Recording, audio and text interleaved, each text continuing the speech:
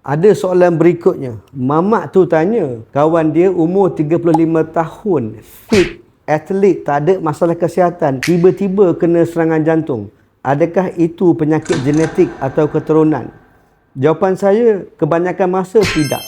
Penyakit serangan jantung disebabkan sumbat saluran darah jantung.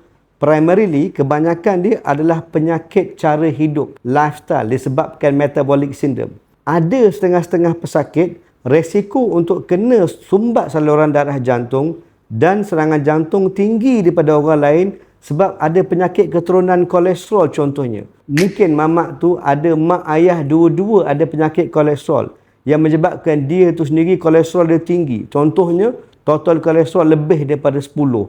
LDL dia mungkin lebih daripada 6 atau 7. Kita panggil familial hypercholesterolemia. Penyakit kolesterol disebabkan genetik. Orang macam ni, dia jadi macam kambing. Makan rumput 40 hari dengan air kosong pun, kolesterol akan tetap tinggi. Bahaya orang macam ni, apabila ada penyakit keturunan kolesterol tinggi, dia pula isap rokok ataupun tak jaga makan minum. Jadi apabila beberapa faktor ni bercampur sekali, dia akan meningkatkan resiko tu 2 atau 3 kali ganda.